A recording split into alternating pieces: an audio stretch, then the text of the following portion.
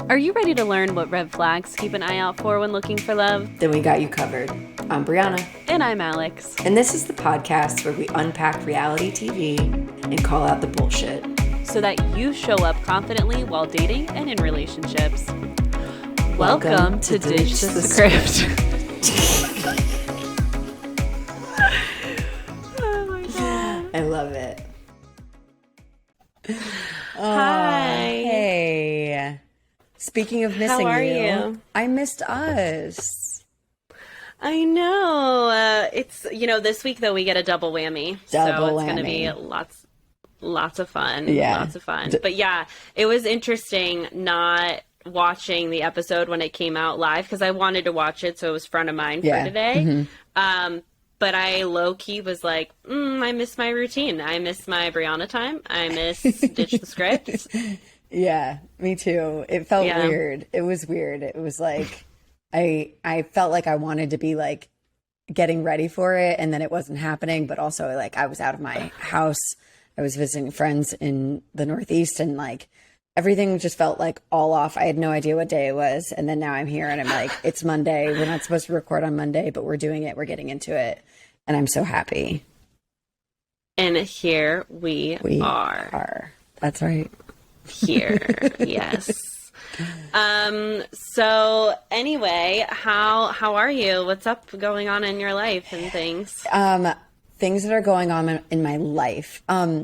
Quick little fun story that I had sort of told you about, but there was someone that I had met right before I moved away from Massachusetts. Someone that I met out at a bar, and like we connected quickly. He wanted to take me out, and he was like, I want to see you. And I was like, you should know I leave in 2 weeks. I move. And he's like, where are you moving to? And I said, South Florida. A long way away. Really, really far away. And this type of person was just like already in my space, like trying to tell me that like we had a really good vibe and we had a really good thing. And I'm like, I hear you. I don't know if I actually feel the same way, but flattered. Thanks. Peace. Gotta go. Yeah. And then like later last week, he'd hit me up and he was like trying to make a plan to come see me. And I said, absolutely not. And I was like, I was keeping Alex sort of up to speed with what was going on. But like, there were so many different ways in which I said no. And it was like, this person was not hearing it.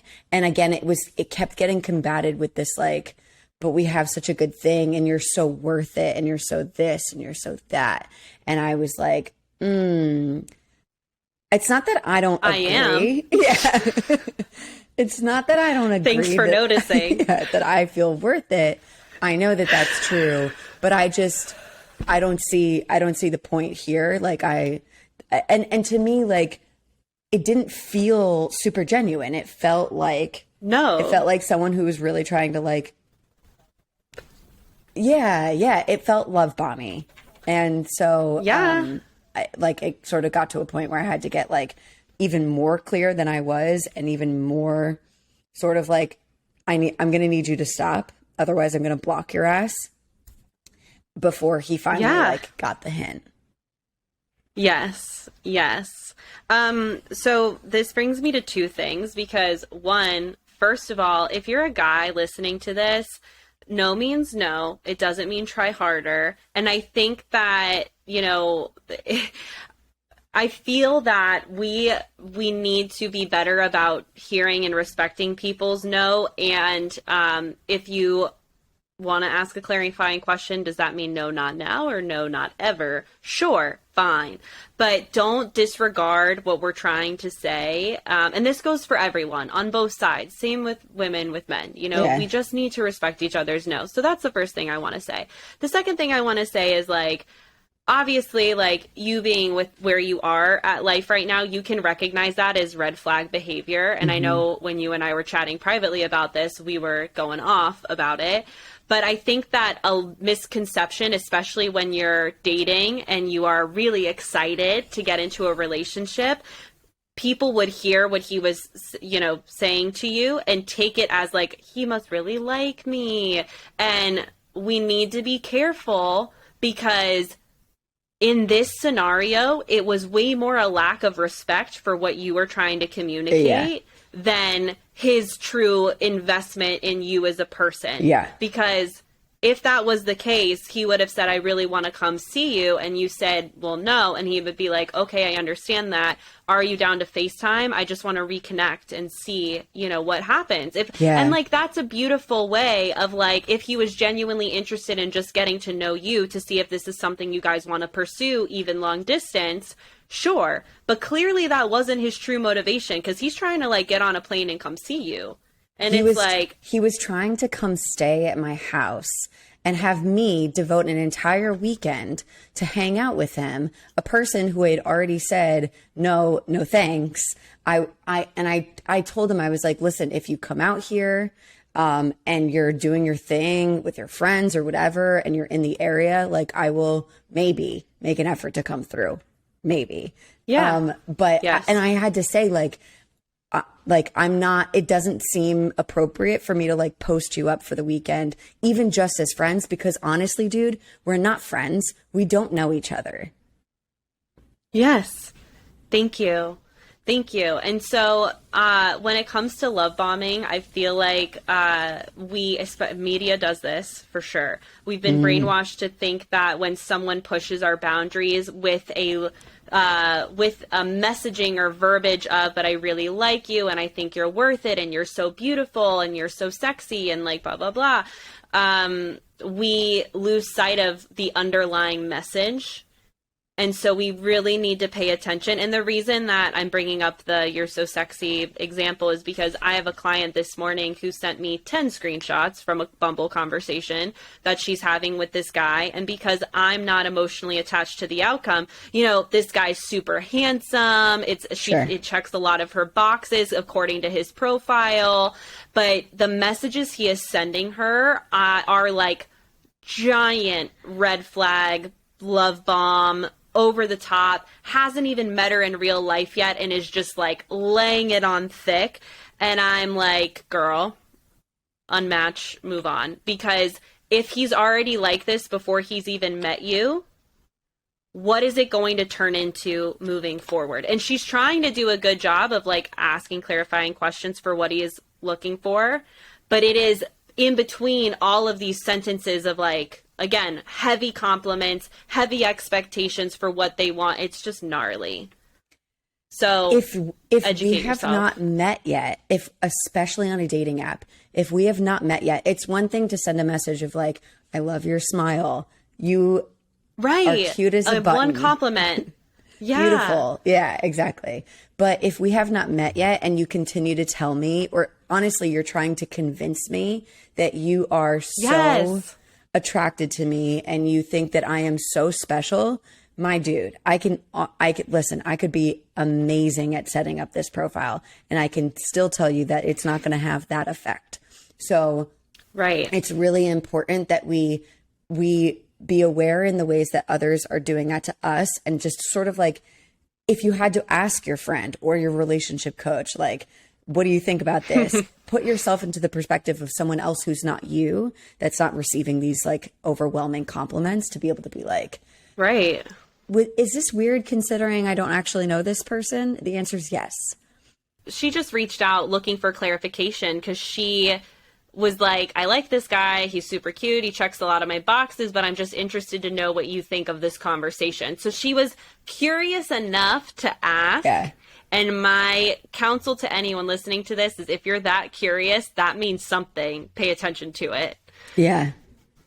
Another good like way to flip this is like, imagine that you were the person that was sending all of the the messages, like all of the compliments. If that makes you feel like you would want to crawl in a hole and die, then chances are this doesn't feel like appropriate. Genuine. When I was having this experience with this guy that was trying to like force his way on a plane to Florida to come spend time with me when I had already said, not going to work for me, but good luck out there. I literally was like, take care of yourself.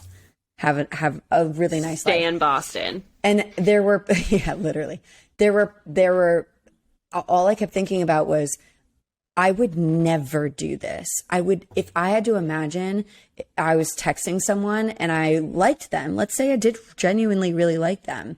And I was like, hey, wouldn't it be cool if I like came to your city and we like went out and we like went on a date? And if that man was like, actually, not so much. I don't think that would be appropriate because I don't think that I actually feel that way about you. I think that I would not be like, okay, but what if I come out and we just hang out as friends? And I don't think that I'd be like, okay, well, I don't think that it would send the wrong message at all. I think that it's just us hanging out. I don't think that I would have ever gone beyond. I think I would have died of, not actual, but like I would have been really embarrassed that I got rejected, which is like, it's okay to get rejected. Like we can normalize it. We can survive it. But like the rejection alone would have sent me like with my tail between my legs being like, please lose my number. Yeah. Yeah. And not only that, it's like, please don't bullshit yourself. You're getting on a plane to go to a different state with someone that you connected with initially in one way, and now you're trying to tell me we're just going to be friends. Like, really? Do you fly to hang out with your friends of, that you've previously made out with? Like, that's just a thing. Like, it was just so weird that, no. Yeah. And something else that I want to hit home that you and I eventually ended up talking about was you said no in so many ways, in so many kind ways, to the point to where I was like, just be a bitch now, because he wasn't hearing, he was choosing to not hear you. And this is what frustrates me, is that so often women, again, and we touched on this on a previous episode, women, when we say no and put our foot down, we're then called bitches or whatever. And it's like, no, you're not hearing me the first 10 times I tell you. So now you leave me no choice but to kind of get in your face and lay it out in a more hurtful way. So please, like, and that's why I started this by saying, like, when you hear a no and if you're wanting to like gain some kind of clarity, then ask a clarifying question. Don't keep pushing it, right? There's a difference. So yeah, good chat, because holy cow, that man, it's been coming up a lot. Recently. If anyone has more questions about love bombing, different scenarios that they've experienced that didn't feel right, or they feel like someone's love bombing them right now, please send us a question, email us. You can reach out to us on ditchascriptpod.com, and we can talk about it anonymously, or you can just reach out on our social medias and we can engage with you there, because it's coming up a lot. And trends everywhere. It's West M. Caleb. Everywhere. Tinder Swindler. Everywhere. It's happening everywhere. Oh my God. Yeah. Okay. I gotta watch that. I'm excited to watch it. Yeah, it's like love bombing plus Ponzi scheme. Yeah. So yeah. All right. So maths. Oh my God. Married at First Sight. That's their new theme song. Yeah. You're welcome. Oh my gosh, it's better than their current jingle. It's all or nothing. It's like, oh my God. I had to turn the subtitles on to be able to even tell what they were singing. And then when I saw that, I was like, you couldn't think of a better jingle. You need to hire a better jingle maker. And there's so many. Is not so it. Many. I know. I know. It's pretty bad. Yeah. Okay, I wanted us to start talking at the top of the episode about Mark and Lindsay. They went through a lot first of all, we're setting the scene for all of the couples. They are moving into their shared apartments. Yes. These are, for anyone who's not super familiar with the show, once they come home from their honeymoons, instead of them going to their own apartments or one person's apartment that they already live in, they go to a neutral apartment. So that is like neutral space. It is, allows for the couple to actually just transition into a relationship together instead of feeling like one person is like sleeping over someone's house. And then we do get to see their couples. Well, first of all, they're moving in at different rates. And we'll talk about that. Yeah. But you do actually see all of the couples go to each other's independent apartments to like get a feel for what that environment is like, which is like Room Raiders meets Married at I first know. sight. It's so interesting, right? It's like, I don't know who inceptualized, if that's even a word, married, it is now, this show, but it totally is that. It's like they watched MTV and they were like, we're going to combine a little bit of this, this, and this. Hilarious. But it's a good idea because it's like, it's one thing to get to know someone and to like hear them talk about themselves and to hear like to feel out what your own perspective of them, which as we've talked about can a lot of times be this combination of who you're actually getting and like drawing in what you want them to be. So sometimes going to someone's actual space that they live in and day out can just sort of round out the picture of like who they are and what they're like. And and you get a feel for their lifestyle and like how they conduct their day to day. Yeah. So Lindsay and Mark. Yeah, Lindsay and Mark.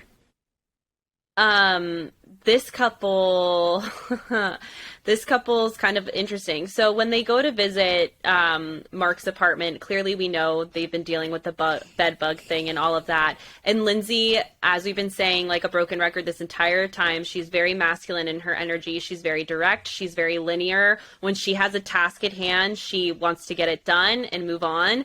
And that shows up a lot in this dynamic as she's helping Mark go through his personal belongings on like, what are you going to trash? What are you going to keep? And you could tell it was overwhelming Mark. Mark wanted to take more time to kind of like sift through his stuff. And so this ends up, it's really interesting because he ends up eventually sort of confronting her on it. But again, because of Mark's inability to communicate effectively, he had an opportunity to request that in the moment, but he struggles to do so because, like I said, lack of communication skills. What did you notice during that whole scenario? It was really interesting. I could tell the ways in which like Lindsay really wanted to support him. So she was like getting in there and she was like, let's get this done. My mom kind of operates that way a little bit. She's like, if I'm coming, here's my laundry jingle. I don't know if you can hear that. It's better than the Married at First Sight one. I can barely hear it. Take notes. It's also Lifetime. Yeah, right. So my mom is sort of like, if I'm coming to do a job, we're not sitting down. We're doing it. I'm coming in and we're taking care of business and we're getting out of there. And Lindsay's very similar. It's like, she's like, I hate bed bugs. I've had bed bugs. This is like really traumatizing for me. But you know what? This is what my husband needs. I'm going to support him. I'm getting in there. We're doing it. Put me in coach and get me out of there. And Mark, what he names is like, this loss of control that he's already feeling through the stress of having to leave his apartment in this very like unexpected way. And then having a partner who is trying to support him, but also is sort of like taking over the whole process. And that is, again, making him lose this sense of control. And Mark is not alone in us feeling really challenged by this, like feeling like the floor is like falling from underneath you, and it's just hard to sort of like catch air and figure out what you're going to do next. And so I think that he was just sort of responding to that stress, and he didn't, like you said, he didn't really know how to communicate to Lindsay, like, I need you to back up because this is actually really hard for me. Yeah. And sad because like, I think the way you put it is so true. Like, he's not leaving his apartment by choice. A lot of drama happened when they were on their honeymoon. And so now he has to come back. And we all know moving in and of itself is stressful. So now you're moving after just getting married to a stranger. And now you have this stranger in your house trying to like make it very, black and white. Like, do you want this or not? Do you want to keep it or not? We're throwing it out. Da, da, da, da. And that's really hard because the emotions are running high for Mark. And so what would have been beautiful to see, I mean, look, it could have happened on both sides. She could have read the room. Like, she needs to be better about reading the room and being able to pick up on like him shutting down. And he also needs to meet her halfway and saying like, hey, I understand you want to help me, and I'm really, really, really thankful for all of your help and getting in here and doing something that's super uncomfortable for you. And I need you to know that I'm a little emotional about this process. So if we could take our time a little bit more, that would make me feel better. Are you okay with doing that with me? That would have been really effective. That didn't happen. It would have. It would have. And I know Lindsay and I know Mark eventually, and we'll get into this when they talk to Pastor Cal. Yeah. Yeah, but everything she does comes from a good place. Like, this girl has a huge heart. She's really committed to him in this process. It's just, she needs to understand that when you have someone else in your life, things are going to change. We need to be open to influence by our partners. So that's their struggle bus. It's been their struggle bus. So we'll see. Yeah. Let's talk about the Pastor Cal intervention with them for a moment. First of all, this episode is dedicated to Pastor Cal. Hi, Pastor Cal. We see you. We love you. I didn't know how I felt about him, because all I'd gotten from him is these like testimonials of like why these people are paired, and we've seen zero interventions until like interventions are had, and for some of these couples it's like far too late. But I really loved his approach. I loved his no bullshit, like cut the crap, what are we saying, hang back, I need you to say it, stay right here approach with all of the couples, and he tailored himself a little bit differently for each couple based on their needs. So shout outs to Pastor Cal. So he has this conversation with Mark and Lindsay where he really sort of helps them name and identify for themselves and with each other that Mark wants to feel independent while managing his stress. And we have to give him credit for the fact that he has done that always up until this point. He wasn't like a bumbling idiot baby before he met Lindsay. It doesn't mean that all of his ways of managing his stress were ideal or perfect for him or those around him, but he's been able to get himself this far, and he's like, okay, so she wants to take over and show up for him. And what this intervention sort of helped Mark realize about Lindsay is that she wants to feel affirmed. She wants to be, she wants to be seen as someone who is trying to put in that effort. So sort of like you said, like giving Mark having a space to be able to be like, hey, I see that you're trying to help me. I appreciate that. And I know why you're trying to do it. I know it comes from a good place, but I actually need you to take 10 paces backwards so that I can just deal with this myself because I got it. Yeah, exactly. And so having a neutral party come in and be able to also help Mark articulate what he is trying to say, because Lindsay kind of gets on him there. She's like, I just heard a run-on sentence. Like, I can't. And Calvin was like, I hear what he's saying. And so I understand that Mark struggles to articulate his point sometimes. Again, he can work on that. Lindsay needs to get really good at asking clarifying questions to be able to pull out the information she needs from Mark. Because of that, like help him find his words. Are you saying that you need this from me? Would have this been better for you? What would you have preferred in an ideal situation? What would that bed bug trip to your apartment looked like to you? And also getting ahead. And this is something that all couples, I feel this is such a great skill, is communicating expectations beforehand. Like, okay, we're going to your apartment to get your stuff. What do you need from me? Right. And that, before it happens, because then and so, taking these tips that Bree and I are throwing out and implementing them in your day-to-day life, and practice on your family and friends first. Like, there's no reason to wait for a relationship. So true. Going back to Pastor Cal, I loved how he was able, like you said, no bullshit, to just be like, Lindsay, I hear what he's saying. You need to understand that you are a lot. And she admitted that. She's like, I know I'm a lot. And I don't really like that language, but I'm happy she's comfortable using that. Because it's like, that to me is almost implying that she's not normal. But that's not what we're trying to say here. She's normal for who she is, and she's allowed to be who she is, right? Yeah. So, I didn't care for that language, but what really matters is it doesn't matter if Alex cared for that language or not. Lindsay was okay using that language. Yeah. Okay. Yeah. And then as they were able to kind of fill the gap using Calvin, he very much explains, like, you're intelligent, you're sharp, and you speak your mind without a filter. But Mark doesn't have that same filter, and that's what's going on here. Yeah. My biggest thing for Lindsay is she has to stop calling him stupid and clueless. Like, that's just never acceptable. It's super condescending. Yeah. And also, like, she's condescending when she's hurt by him, when she feels like, I guess, emotionally neglected is sort of like what we're getting at. But in the ways that she tries to nurture him at every turn is also pretty condescending. So that's an area in which she doesn't mean it. And she's just trying to show up for him. But there was a moment in their intervention with Pastor Cal where Mark started to get pretty emotional as he was trying to explain, like, what his barriers are in this relationship so far. And, Lindsay sort of put her hand on his back and she's like, it's okay. Do you need some water? Do you want a break? And she's trying to nurture him, but neither Mark nor Pastor Cal wanted her to do that. They wanted her to give him space, and Mark wanted space. So I think it's one of those situations where she thinks that she's filling the role of supportive girlfriend, supportive wife, supportive partner person.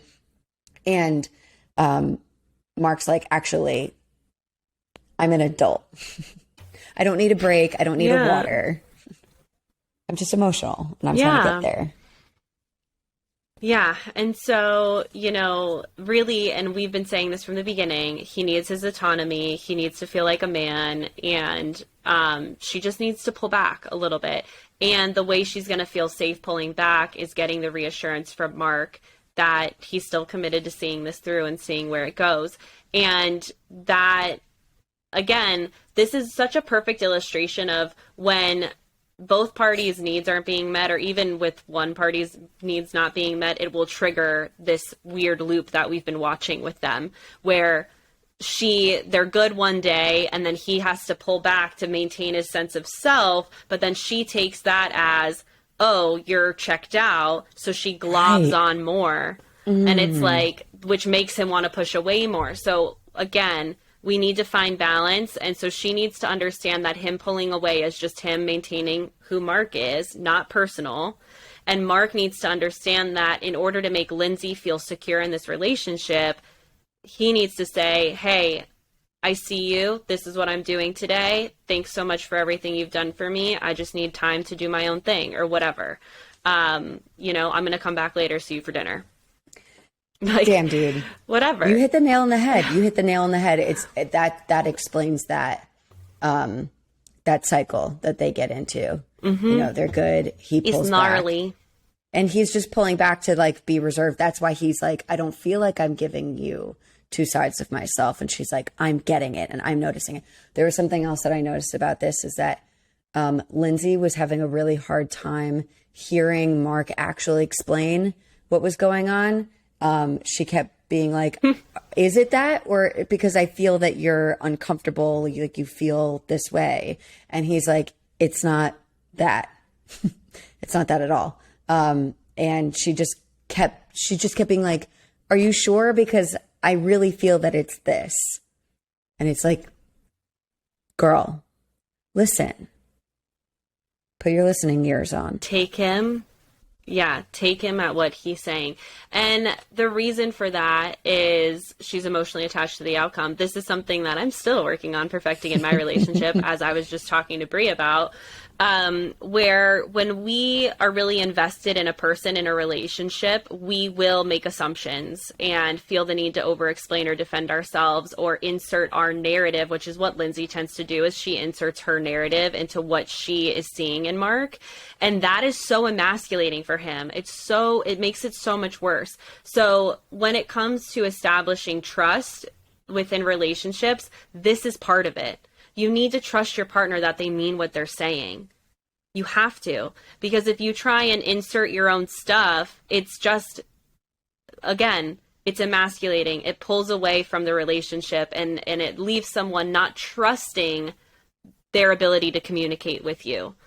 So, yeah, huge. Yeah. Huge. I'm curious to see, now that they've had all of these talks with, like each couple has gone through these talks with really their first intervention with one of the professionals on the show. I'm curious to see how they take some of this stuff going forward. Yeah. And speaking of, I'm going to transition us to Jasmina and Michael. Oh my God, I know. This couple makes me so sad because they have so much potential, but I feel Jasmina's self-sabotaging quite a bit. Because of what, was said from his sisters, as well as the conversations they had on their honeymoon. And so, yeah. Where do you want to start with them? I want to know, where they're trying to move in. Yeah. So basically what we notice at first is that they get keys to their neutral MAFS sponsored apartment, and they are, Jasmina says, I got stuff to figure out with like my dog's daycare. I got to figure out where he's going to be. So what I'm going to do is I'm going to move into my apartment for a couple days, get a clear head. So that basically what she was saying is so I can break the cycle of like where we were at, which was not a good place. And I feel like I need to do that. And I will be here in a couple of days. And Michael was concerned that this means that they are like taking space, and he sort of made it clear that he finds it really important that if they're going to be dealing with conflict, that they like go to sleep together at night, that they're still like in the same place. I think for him that sends a message of security despite conflict. And what Jasmina had said was, I'm not going to take space. I'm going so that I can like get my head right. Right. What do you think? And I feel like she is hiding behind the fact that yes, she needs to deal with stuff with her pup, but I feel that Michael saw through it and was like, you're doing this for space. And I wish she had kind of owned that. Like, you know what? You're right. We've gotten in this rut. I just want to data myself to kind of like check in, gain some perspective, and like reevaluate, on how to move forward. And believe me, like I will be moving in here because I want to see through this process. I just need a bit of a break to deal with what's going on with my dog, but also to like see where I'm at and what I would need to move forward. And I feel if she had just owned that, because again, this is the equivalent to like what we were referring to with the I'm fine version of gaslighting, right? Where it's like, he's picking up on the energy, but you keep telling him that it's not that. Yeah. And so it's eroding at this trust and stability in the relationship, because now Michael's like, I'm picking up on this energy, but you're telling me I'm wrong and that it's really just for this. So it leaves him in his head. Yeah.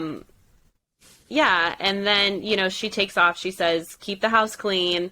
And then the next time we see them is when they're visiting each other's apartments, which, holy cow, Batman, I'm so interested to hear what you have to say about what came up when she went to Michael's place. Yeah. So she goes there and she finds out that he has 2 female roommates. And they sort of get into this like circular conversation about the fact that she was very open and honest that she had a male roommate, and that while she doesn't feel that he's done anything that would be like suspicious with these roommates. Basically what she's saying is, I don't think that you did anything with them, but I wish that was something that you said to me. Like, I know that opposite sex can live in the same household, but like you didn't bring it up to me. And he just kept being like, it never came up. I didn't think it was ever relevant. But it's interesting because the editing that we get is like, you see these flashbacks of moments in their conversation where she's like, have you ever lived with a woman before? He's like, never. So yeah, and he's thinking girlfriend, like the lens of a girlfriend. Yeah. And she, I guess, means just a roommate. But that's what Jordan and I were kind of like chuckling about, is because of that. Like, our lenses in which we communicate, that's such a perfect example of a miscommunication, because she didn't use the word like, have you ever lived with a girlfriend before? Right? Yeah. She just used woman. But Yeah. Michael, because of the environment they're in getting married, is very much thinking she means partner. And so, again, clarifying questions, huge. And I kind of wish Jasmina would put it down and give him a break about it, because it's like, what's done is done. And I feel totally just was like, you're right. And he even owned it. He's like, you're right. It was a bad judgment call. I just didn't feel like it was a big deal, because from Michael's standpoint, at least from what I can see in him, it's neither here nor there. It's like his female roommates are the equivalent of male roommates. It's people that he splits the rent with, whatever. Yeah. But she was really I don't know if offended is the right word, but she really was reading into it. And again, it's just a preference of communication style that this truly boils down to. Right. So, and because they're not good at like actually clarifying the other person's lens, they find themselves going into deeper layers of their conflict. So so she is reading into it. She finds it suspicious that he's like, hasn't told her about his roommates. And she finds it suspicious that he keeps saying it never came up, when she's like, there were so many ways in which it did come up. And I did bring this to your attention. And what would have been more helpful is to sort of sort of back up and clarify what it was like when you were asked some of those previous questions. Wait a minute. Okay. Now I understand where we got lost here. When you were asking me about when you were asking me if I lived with a woman before, I was thinking, and I heard, have you ever lived with a girlfriend before? And that would have clarified it, right? Like, so Jasmina needed to be a little bit less, cryptic with the way that she's now like trying to manage her frustration and communicate her frustration with him. She needs to be like, but I asked you if you lived with a woman, so what the hell was that about? And then he would have been like, oh, duh. Clarify your lenses. But and then enter Pastor Cal. There was a moment, and I don't know exactly what was being said that was like, that got everyone revved up, but Jasmina's like, she takes this like real condescending tone where she's like, now Michael, we're not going to do that. And I was just like, oh my God, there's so many different don't ways. Talk to him like he's 5. Yeah. Okay, what did you make of it? Yeah, Jordan and I were tripping. Again, difference in communication styles, difference in defining certain communication aspects, and I'll explain that. You know, she says that he has a disrespectful and a condescending tone, and he yells, and he made it a point to be like, if you feel like I come at you with a disrespecting tone, I will give you that. If you feel like I'm condescending, I will give you that. But I did not yell. And it was interesting because, again, and she even says this, like, it's when the cameras are off, so there's like no proof of this. I just find it, I want to believe Michael. Mm-hmm.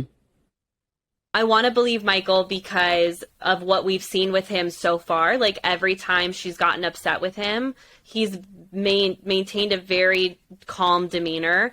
And so is that for the cameras? Sure. I can't rule it out that he could be playing that part. And at the same time, it's fascinating to me because I feel there is some projection going on because she's coming at him very condescending and disrespectful. And at no time have I seen Michael say that to her. Yeah. And so it's just this really interesting dynamic. And when he talks about, when Pastor Cal starts to talk about like the breakdown in their communication and why it's not working, he's like, first, we need honesty and we need forgiveness. And so he asked Jasmina, like, are you willing to forgive him and move forward? And she was like, yeah. And so then he says, when he comes at you like that, to tell him, I'm not your enemy. Mm. And I've heard that as a communication tactic before, is to like remind them, like, I'm on your side, I'm on your team. Yeah. Jordan and I use that, and it is helpful, especially when emotions are getting real and High. intense. Yeah. But what I wish we saw more of with Pastor Calvin is kind of unpacking what was said and how it was said for her to interpret it that way. And then I also wanted to hear more from Michael on what he's experiencing in their communicate, because I feel like it was them against Michael in a way. Yeah. Yeah. They need to clarify things differently. They need to get stuck out of the loop of having a miscommunication, a misunderstanding, and just getting rooted in their own individual positions and just adding new language to those same positions and never really like meeting each other where the other is. You're just sort of like continue to get stuck, and then it grows. It gets more intense, and it makes it really hard to come back from. So yeah. And I am concerned because Calvin kind of clarified with Jasmina based off of what she presented to him was the communication issue from her point of view, was I feel he has the potential to blow up. And that's scary for Jasmina to experience. And it's also accusatory of Michael's character. And so it's not something to be taken lightly. And so I'm just interested to see moving forward if they implement this, if it'll be better.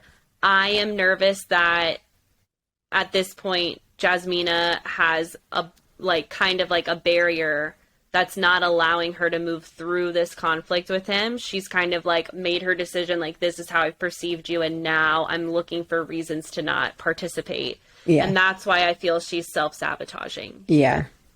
There are a lot of conflicts that have come up in the show, and not just in this couple, but other couples that feel like examples of how individuals who are used to being alone and being independent and not being in relationships, but desperately wanting to be in relationships, find their way into finding every justifiable avenue to get out of their relationships. Yeah. And I can put myself in the same category. I think that there comes to a point where when you're trying to make something work with someone new and you stop listening, you stop trying to like bring the relationship through the conflict onto the other side and to like allow it to grow forward. There's something in us that's like, I'm more comfortable being alone. I'd rather be alone than deal with whatever's going on here.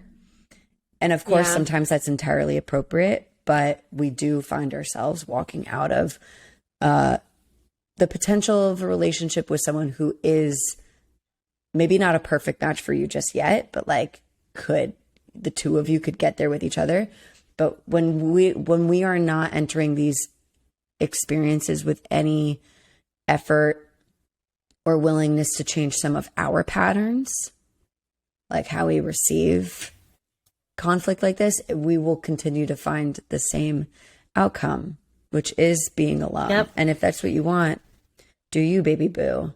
But if it's not, you're going to have to change your patterns, even if you think that you're fucking awesome. Yeah. Every relationship at some point will have something come up. We are not a carbon copy of anyone. We're not a carbon copy of anybody on this planet. And so to anticipate that you have to make your partner communicate, think, and perceive things the way that you do is a recipe for failure. It's just not going to happen. Which is why teaching each other how you want to be loved on, equipping each other with the communication skills that you prefer and how you want to move through these things together is really what matters at the end of the day. Because then what happens, by the way, let's throw this curveball in there. Ideally, we're all constantly growing as individuals too. So who, you dated initially and now you're married to 10 years later or whatever, they're not the same person because they're growing and evolving. So as seasons change, new types of communication tactics and styles are going to have to be influenced too. So we must be open and remain flexible with all of this stuff. Yeah. And it's a challenge. having grace It's a with challenge. ourselves and the people that are in front of us. Absolutely. But it's been hard. It's been hard for the couples who are struggling right now, which this episode showed a lot of couples struggling sort of all at once. It's hard for those couples to get to a place where they are being gracious with the person that's in front of them because it's really early in them knowing each other. That's what's coming up a lot with the fact that they are now married, having just met, and they're still trying to get to know each other. It's like not a lot of wiggle room for the person in front of them. Yeah, and it's like, let's be real here. It's vulnerable to have to adjust yourself or your environment or the way you do things. It's like scary and new territory, and you're not going to be perfect at first either. So, you know, like you said, giving yourself grace, communicating through that with your partner, that's the make it or break it tactic. Yeah. Okay. Katina and Elijahuan, who had a really interesting, it was really interesting to see Katina enter Elijahuan's space, his house. So he lives in this house and he lives alone. And it's interesting because it seemed that he was really nervous about how Katina was going to feel about his space. And he's sort of naming, like, she's more stylish than me. Like, she has better taste than I do. So I hope that basically he's like, I hope that she can still fuck with me after she sees my house. And he's like desperate for her approval. But when he's asking her, like he's doing this and asking her opinions, and she's like, all right, I'm going to give you my opinions.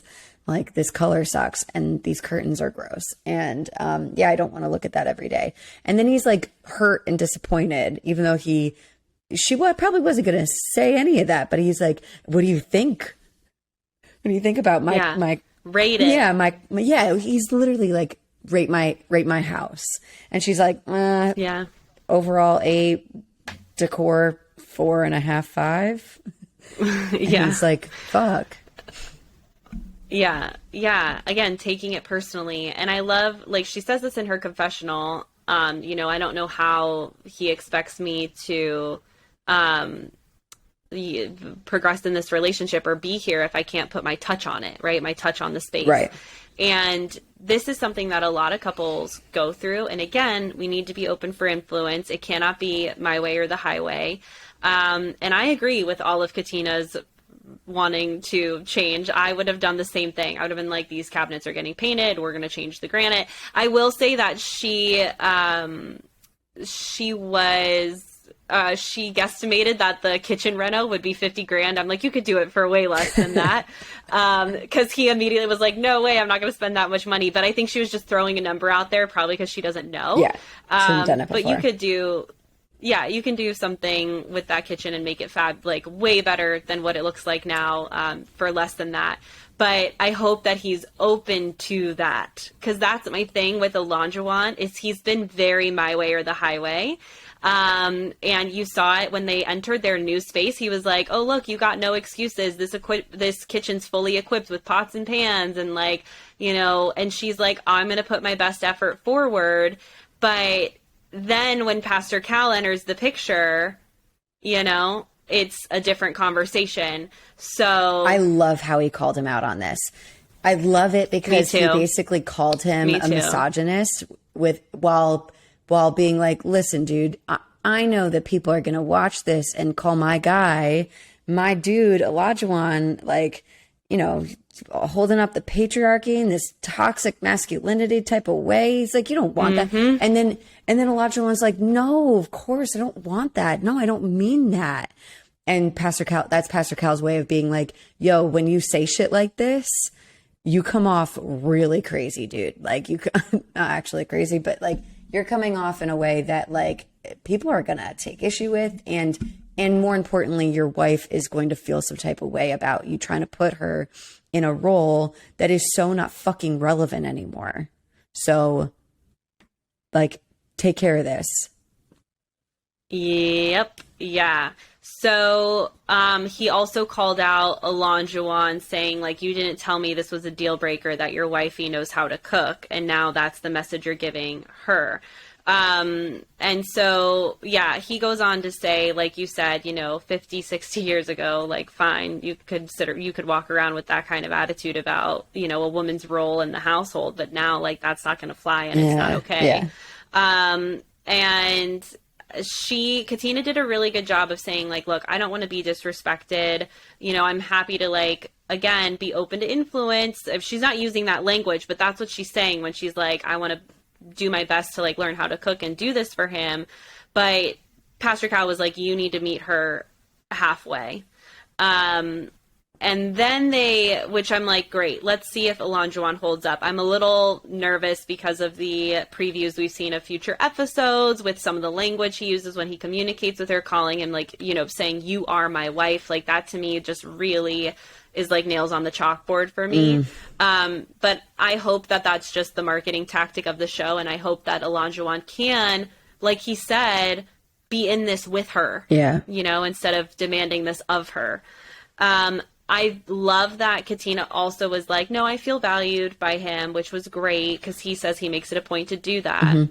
And then we talk about sex, which I thought was hilarious, only because I would have pegged them to have done it by now. For sure. And I didn't necessarily expect that they wouldn't have done it by now, but when they were talking about how they hadn't, I thought that my immediate assumption, which is probably honestly like sexist of me to assume this, that it was Katina that was pumping the brakes and being like, I'm not ready yet. Like, I need because, she'd actually, maybe that was Jasmina talking about an emotional connection, like needing that. But anyway, we knew that she was trying to, like, slow things up.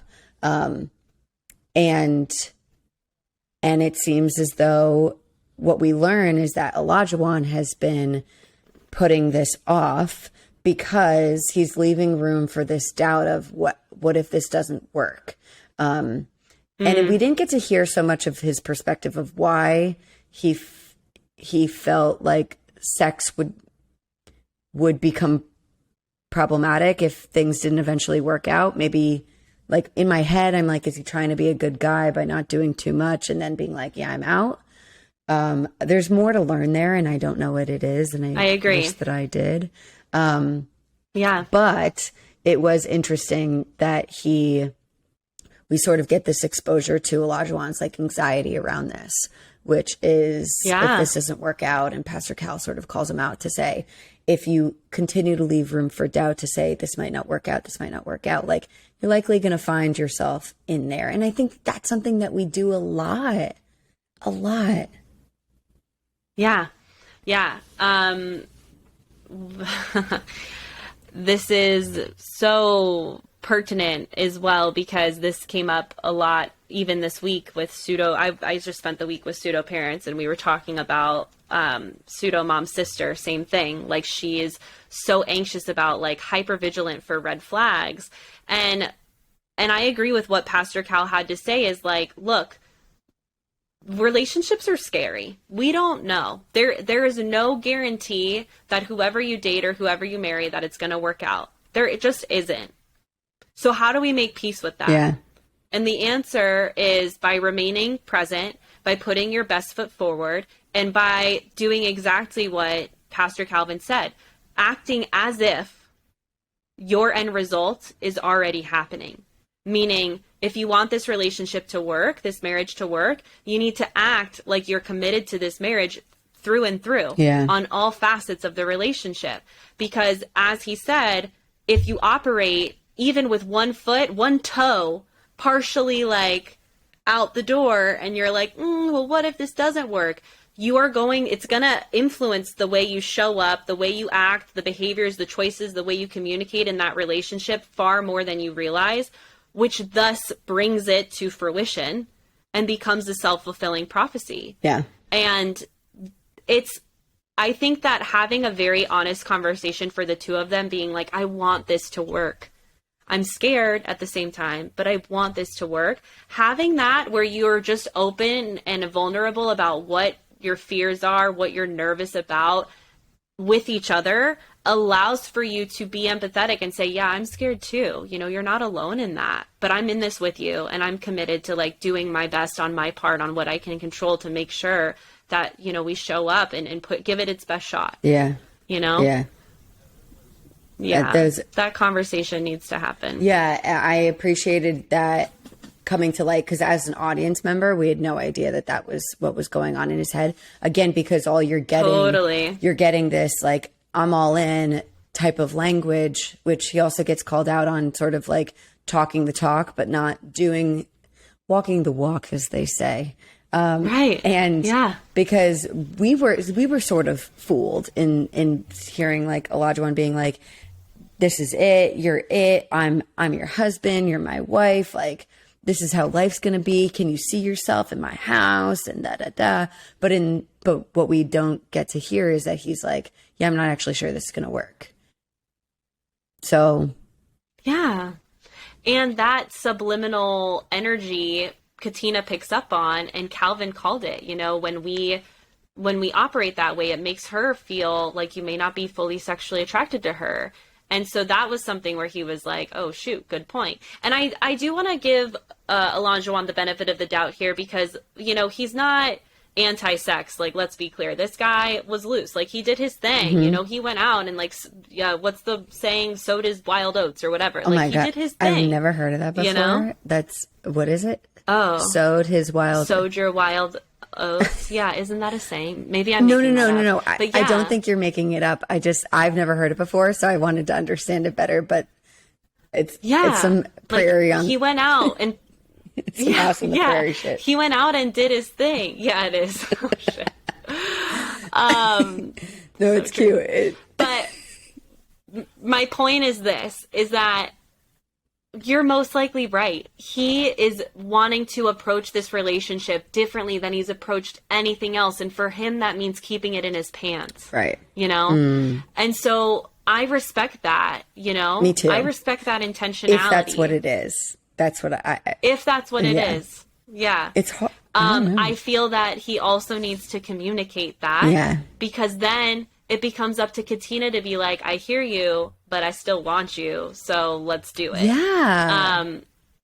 Yeah, because sex is a huge part of a relationship, and it establishes so much, like, obviously intimacy, the physical connection, but also the amount of vulnerability that it comes with. And it's like, you guys owe it to yourselves, again, to explore that part of each other, because if this is going to work, you're going to need to have a healthy sex life. Mm-hmm. So what does that look like for you guys? We need to bring that conversation into this dynamic, because you're not just going to work past the, 8 weeks or however long this show is on decision day and then say, okay, well, it's time for us to have sex and throw that into the mix. Mm-hmm. Like, that ain't going to work. Mm-hmm. So I loved that he asked, and I'm happy that Elijahuan, I want to give him so much credit, because when he's educated and when someone is able to give him perspective, he's very much receptive to it. Yeah, agreed. Yeah, I just hope that his actions line up with his epiphanies that he has. I think he will. He does have this like new puppy learning to walk for the first time, energy about him. Like, I do think he's picking it up. I give Katina a lot of credit for having a lot of patience with him, for the ways in which his energy can be really different, and then his slow come up for noticing some of these other, relevant issues within their relationship. Yeah. So Pastor Cal gave them the green light to get it on, and we love that. And I hope they do. Yeah, me too. Yes. Get it. Okay. So next, Steve and Noi. They went through a lot in this episode. This was actually a really, really, really interesting. This is an interesting point of their relationship that I had not seen yet. And the reason why it sticks out to me so much is because we get to go into both Steve's independent apartment and Noi's independent apartment. And we see that they are quite different in a lot of ways, which is not a bad thing. But they both are exploring, this is what I'll say, they're both exploring what they will and will not compromise on in their relationship going forward. And it is really interesting. What did you think? Yeah, so the phases of a relationship are traditionally like your honeymoon phase and then the power struggle phase and then the commitment phase. Mm-hmm. And so this show is kind of like a clusterfuck in the sense that you're getting all of those phases at once because they're very much in the honeymoon phase, like, you know, the infatuation is there, the excitement is there, you know, the hope is there, and now they're entering this power struggle of like, what will I compromise? What won't I compromise? What am I comfortable with? What am I not comfortable with? And it's a lot to go through all at the same time. Mm-hmm. I feel if I was going to give them a grade, I feel that they're a solid B. I feel that they're a solid B. Okay, tell us where why. I would say where I would say the need for improvement is, again, the clarifying questions and being open to influence is what the missing piece is. I have faith that they will get there, though. Yeah. Because we see, so let's just dive right in. So Steve goes to Noi's place and she's a dog mom, okay? And she freaking adores her dog. That dog has bed options. It has a little staircase up to the bed because he's older. He's small. He's small. Yeah. And he's a sweetheart. And so that's something that she's really passionate about. And Steve, you can tell, is apprehensive about, you know, having the dog sleep on the bed with them and which is fair. picking up That's dog fair. poop. Right. Yeah. So go ahead. No, Share I your just wanted to thoughts say, on the dog no, I dynamic. just wanted to say that it, like, Noi is a typical, like, person who's obsessed with their dog. Like, dog has free access to go anywhere that they want, which is not surprising. Like, Steve is clearly not a dog person, which is also valid and okay. And Yeah. he's coming in being like, okay, so the dog's just going to, like, be in the bed. And she's like, yeah. And she's like, where else would he be? And he's like, okay. What he was trying to get at in a really kind way, but not super direct, he was being quite passive about this, is that he's not comfortable with having the dog sleep in the bed, like between them. And also by their heads. He's not comfortable with that. And Noi is like, sorry, my dog is 10 years old and he's going to be wherever he's used to being, which is like valid and also pretty dismissive of what your partner's sort of communicating. A little stubborn. Yeah, quite stubborn. And again, it was sort of in the way that she was talking about it, it was quite dismissive instead of like being curious. Now, I find that when couples are coming to a place like this, where they are on very opposite ends of the spectrum of how they feel about what can be like, seem like a small matter, but of course could be blown way out of proportion because of where each person sits on that scale, is that you don't need to make a decision about what the compromise is going to look like immediately, because it's going to take time to sort of figure out how to get there. And trial and error. And to sort of explore what our options are, so that like, is there even a way to make both of our needs met? What does compromise look like? And that takes time to explore it.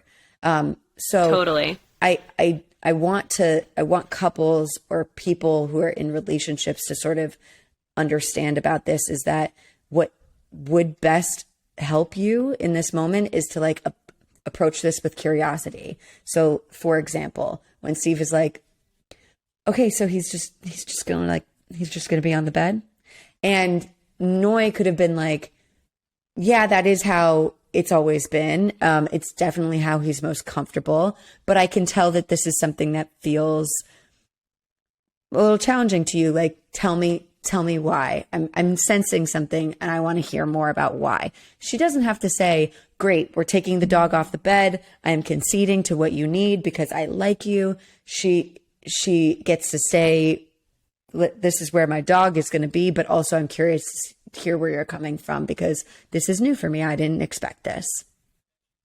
Yeah. And, Steve tried to offer up solutions. Like, what if he slept by our feet?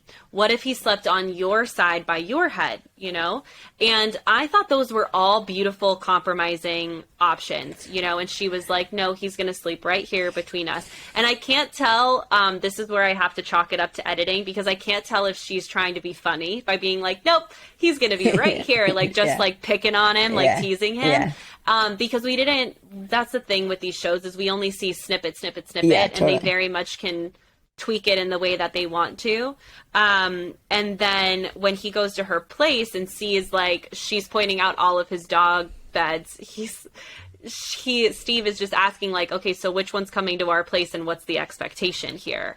And again, what I kind of wish they brought this up with Pastor Calvin to navigate. They ended up talking about more important things. Absolutely. Yeah. But if I was Noy, because then moving forward, Noy now goes to Steve's apartment, and Steve is a little LED fetish dude. Like, he loves his lights, and he has LEDs. He's a raver. Like, he's a little raver. And so he has this remote control, so he can change the vibe, the color. He can have it flash and switch really quick. And I loved that Noy was like, seeing him talk about his lights is really cute, because he's like so into it. But she's like, I don't know if I'm a fan. And I said out loud to the TV with Jordan, I was like, if I was her, I'd say, I'll let you put LED lights up in the kitchen in our living space in our new apartment if Sushi can sleep on my side of the bed. Are you okay with that? Mm-hmm. Like, that would have been like what I would have said, like, let's compromise, like, I don't want LEDs in all of my rooms, but why don't I meet you halfway here with these locations, and here's the location I proposed for my dog to sleep. What do you think? Right. Because that's the conversation that's going to need to eventually happen, whether, they put the LEDs up in their new apartment or save it for when they actually, pass this show and then move in together elsewhere. But, I think that is the only way you can navigate these types of dynamics, because her demanding absolutely not, no LEDs, when that's something that he really enjoys, I don't think that's fair for him. Just like it wouldn't be fair for him to put on Noy, absolutely not, he can't sleep on the bed. Yeah. Yeah. As someone who's in the position of Noy, you don't get to say, my dog gets to sleep wherever they want, and you can't have any LED lights anywhere you choose. Like, correct. This is why they move into neutral spaces before they move into someone else's apartment or go look for another one, because this is stuff that they need to slowly learn about each other instead of get smacked in the face with it, because I think that they'd never last. Make it. But I love the soundbite of Steve being like, okay, so we can either do this.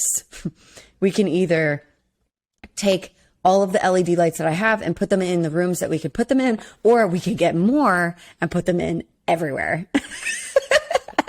He's like, it's Christmas Day for him and his lights. And I agree, like, with Noy, it's freaking adorable, right? It's so cute. That's kind of like how Jordan is with his video games. He's like, oh my God, I need to show you this video game like, from when I was a kid. This was like my favorite thing.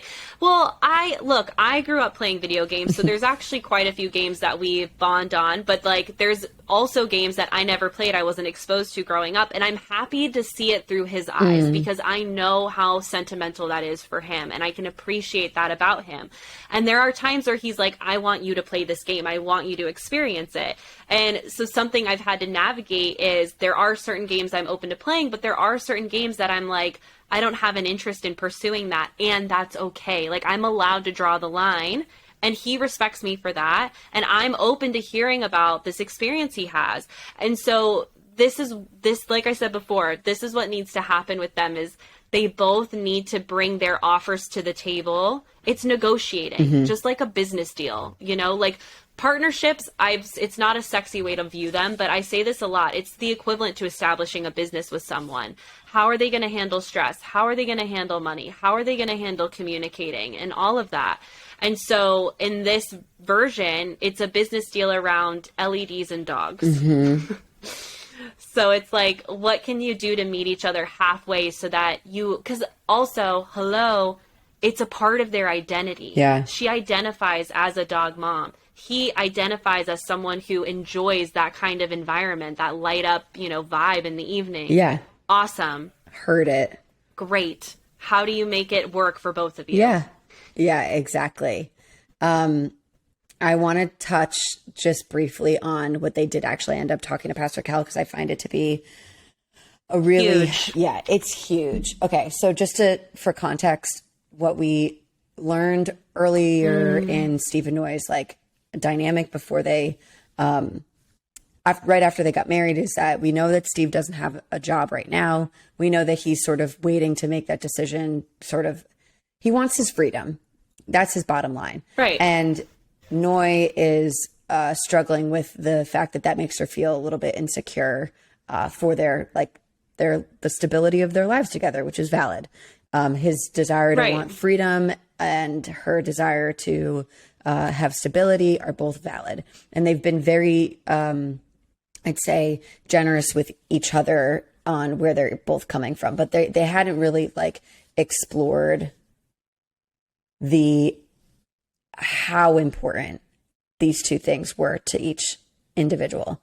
So what we learn is that Noy comes from she was born in a refugee camp. So she comes from some pretty dire situations. She had very, very as low amount of resources as you can probably possibly imagine. And her family took care of those 3 kids and got them to America and figured out a way to grow their income somehow, which is incredible. And so for Noy, she lived through that. So that was traumatic. And it's pretty complex because it was sustained trauma. It's not like this one isolated event happened to me, which is also can really be impactful in someone's life, but it is sustained. It is a long period of someone's life that they are feeling very unsafe. On edge. Yeah, very unsafe. So the topic of money is really challenging for her, because for her to hear, you don't have a job, you're not even really making plans to get a stable job right now, is more than I can just relax into. Right. So, and then what we learned from Steve is that being outside of a 9-to-5 allows him to have creative freedom and the opportunity to express himself creatively, delve into his hobbies. And he has found a way to balance some freelance work to support both of those things. And he says that he doesn't know if he's willing to compromise on finding a stable income. He did say, he was I absolutely hear why this is so important to my wife. I understand why this is such a hot button for her. And I'm respectful of that. Over here, just for me, just where I land, I don't know if I'm willing to compromise on maintaining stable income right now because of how it impacts me. Yeah. What did you think of all of that? This is where compromise in relationships always challenging. The LED and the dog thing is so much more easier to navigate than something like this because of, again, exactly what you're saying. She's been traumatized. This poor girl's been in a chronic traumatic experience where, longing for financial stability is absolutely understandable at this time in her life, especially since she wants 3 kids, something else we're going to need to talk about here in a second. But now my next question is okay, what I think is important is for her to find financial stability for herself outside of the relationship, because and I say this to all my clients, always, always, always maintain your financial independence, because when we start to get financially dependent on someone else, especially prematurely, that can get into some really nasty, sticky situations. Mm-hmm. So if I was Pastor Cal and I heard that, I would say, okay, well, let's just navigate this one step at a time. Noy, are you financially stable and independent on your own right now? Okay, yes. And if not, how can we get you there so that you at least feel like you can contribute to your side of the bills consistently? The rest would be, I would want to go over the figures that Steve is pulling in right now to say like, okay, this is where he's at. If he needs to make extra in order for them to meet in the middle, totally fine. What's his plan to do that? And then my next step would be, what is your plan and timeline ideally for having kids? Because by then we need to be making X amount a year together to be able to sustain that. How you go about that, whether it's a 9 to 5 or you freelancing, I don't care, but you need to meet this figure. And that would be how I would try and navigate that, because I get that Steve doesn't want to settle down for a 9 to 5 because he has all of these creative ideas, and it sounds like he kind of wants to build a business on his own. And that's awesome. Yeah. You know, more power to you. It's just that, how are you going to get by in the meantime? Can you contribute to our financial position? Or because Noy doesn't want to be signing up for his bills. Yeah. Totally fine. But that conversation needs to happen. And I would say, look at the numbers. Let's get a spreadsheet. What does that look like? Where do we need to adjust, if at all, right now? And then if we want to start popping out kids in 2 years, what do we need to make? What's our plan to get there? And work backwards from there. Allow the grid to create a plan, meet Steve's needs and wants and desires, to like have flexibility with what he chooses to do with his time and his work, but it allows enough evidence to provide Noy some stability through those changes. Yeah. Right. And there's an agreement that if Steve can't hit the monthly mark that he needs to hit, then the expectation is that he's going to get a way to supplement his income. Whether that's a different freelancing job or a 9 to 5, whatever will, because she doesn't care about what he's doing. She cares about the bottom line. Yeah. And so that's the thing that needs to happen, is what is your bottom line? Right. And what's your plan to make it? And what happens if you can't make it? What's your backup? And that's what compromise looks like in this situation. To me, yeah, that's what I would do. Yeah, no, I get that. I think that that's a good way that's a real solution that should be explored. What is interesting that we saw in this episode within their dynamic, Steve and Noy, is that compromise is not coming through in spades for them. And we see that in the way that Noy talks about wanting 3 children. She's like, I want 3 kids. We hear a little bit more about why that's important. She's like, I have seen all of my family have 3 kids, and that was like, it just worked. The dynamics worked. And for her, that is really important. And I would agree with Steve on this when he's like, okay, we can aim for 3, but what happens when you get 2 and one of them needs an incredible amount of needs that you didn't prepare for, or you're having trouble to have babies, or you like financially can't have a 3rd, or maybe 2, you're like, love, energy spent, got it, done.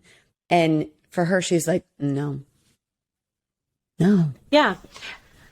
Yeah. And I think this is one of those, personally, you know, I know someone who always wanted 4 kids, and they had 1 and they were like, I'm done. I'm good. I have 1 and I'm fine. But growing up, they were like, 4. I want 4 kids.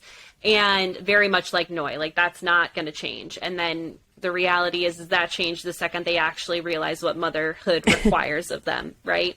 And so the same can be said with Noy, is like, I feel that she needs to be open to hearing, again, what both Pastor Cal and Steve said, because it's a realistic point of view. And I'm fine that Steve even said, like, I'm fine to aim for 3. It's just, I don't want to be put in a position where I'm being pushed to have a 3rd kid if I'm already at my wit's end, whether that's, like you said, resources spent, energy, financially, love, the amount of time we can give those kids.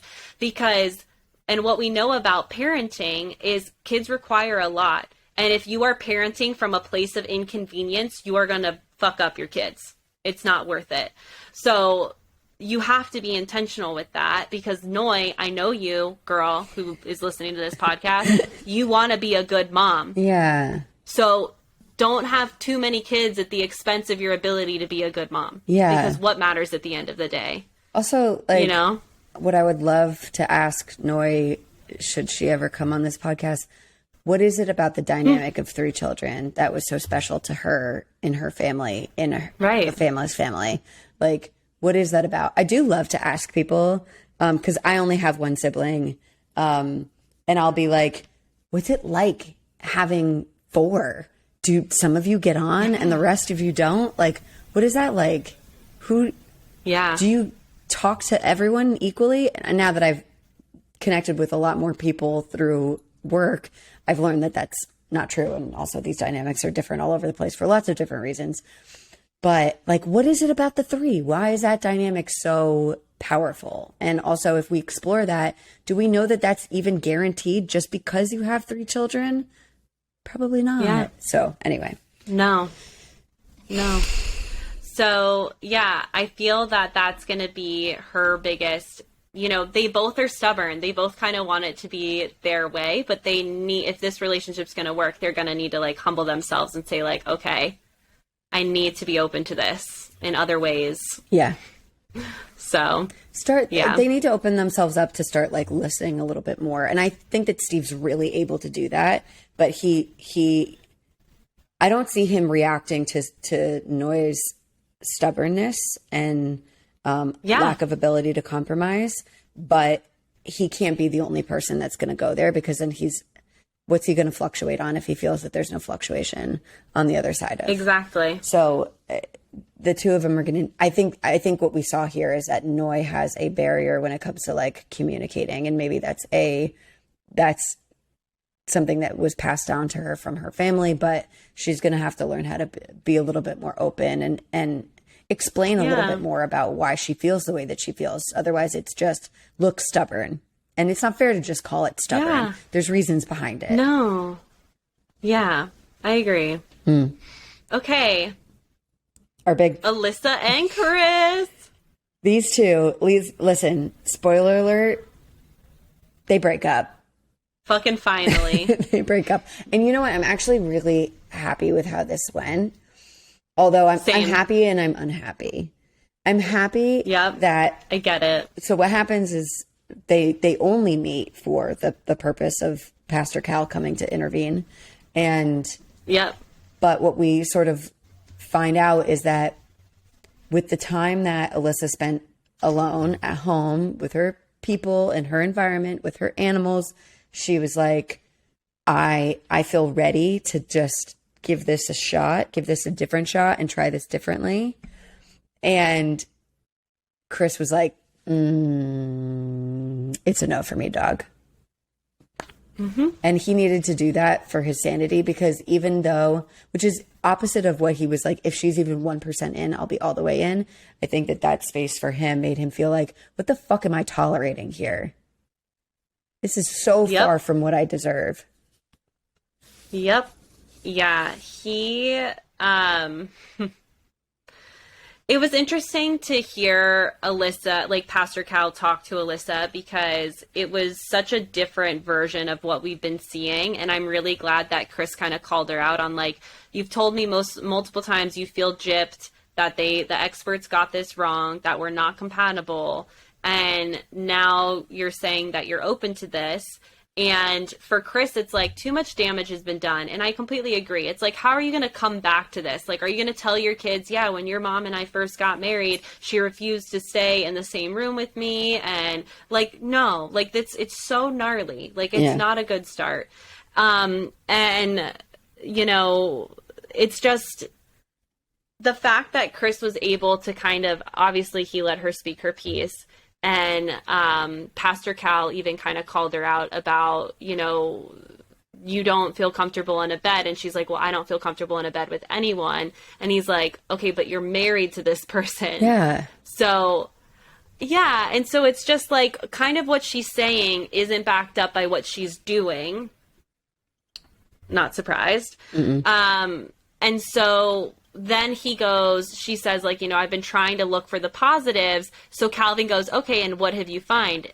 And she's like, I haven't. And then Calvin was like, well, Chris has found positives about you. And so Chris goes to say, like, you know, from the beginning, I've been calling you this. And you could just tell, like, she again, she's saying, I want to invest in this relationship and see where it goes. But at no point is she ever giving him the benefit of the doubt or saying, like, you know, the reason I want to see where this goes is because I see who you are. It's like, she's still just so hyper focused on everything else. So that's why, like, for Calvin, it was like, this isn't making sense.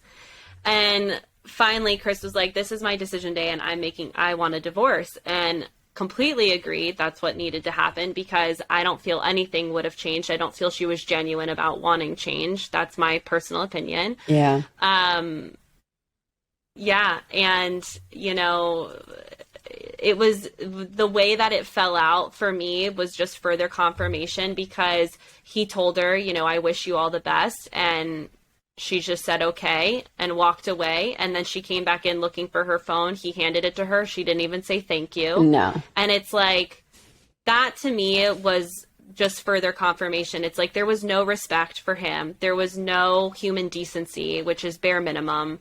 And so, yeah, in the end, Chris was like, I'm out. Peace. Yeah, it was interesting because she has done a lot of projecting. She says it's the disrespect that upsets me so much. And we have, again, maybe this is just something that we've never been able to see on camera, but we've never, ever seen him disrespect her, even when he's talking about his situation with her, without her around, which is typically the time that people are most disrespected, is when they're not in the room. And there was none of that. And so her expression of her criticism on what it was like for him, or what it was like for her to try to be with him, just felt like a complete projection of what he was actually getting from her.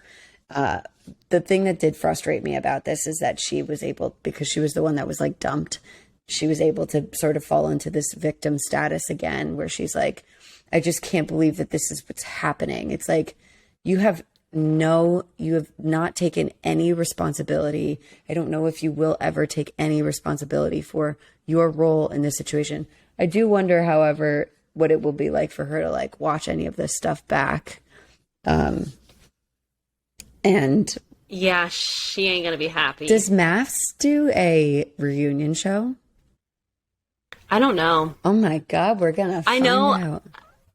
I know they have that like after party thing. I haven't watched it, but that might be like the equivalent of it. She's been on in like since, so she has to see like how she's being portrayed. And I don't think she's doing herself any favors even in those little snippets. But yeah, I mean, I hope she gets some therapy. I really do. She needs interpersonal work to recognize, and we all need this. I lump myself in with this, is to be aware of the role that we play in the unsuccessful relationships that we experience. We all play a role. As I sort of mentioned at the top of the episode, like there are ways in which we find ourselves justifying our exit so that we can go back to what feels more familiar and more in our control. And for a lot of us, that's being alone. Yeah. Yeah. So, you know, Chris, I wish you all the best. He has a good head on his shoulders. When he left, he was like, I deserve more, and I'm excited for whoever my person is that's out there. Can't wait to meet you. So great job, great outlook. And I have full faith that he will meet someone wonderful for him. Yeah. I do. Ditto. And we hope Alyssa has healing and growth and finds herself in a happy relationship with someone who loves dogs and maybe has that eagle tattoo that she is so confident is in her partner. Next. Yep. Yes. Okay. It starts with you. Starts with you, Alyssa. Okay. Red flag, green flag. What do you got? Okay, so I'll put my, I guess I'll put my red flag with Jasmina's kind of barrier that she has up. And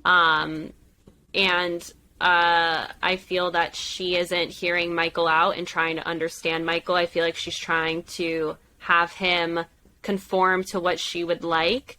And I feel that if this relationship's going to work out, she needs to be better about, this is how I feel. I want to hear how you feel. What can we do to move forward, instead of just constantly saying you're disrespectful, you're condescending. Like, saying that to someone isn't going to help move the needle forward. Like, you need to come to an actual resolution. What would be better? How do you want me to communicate with you? When those things happen, how are we going to navigate them? And so, yeah, I feel that she's in her head because of what we've been saying. She has this lens and this perspective of Michael now, that he's a negative person. And I feel it's really hard for her to let that go and just see him for who he is. Yeah.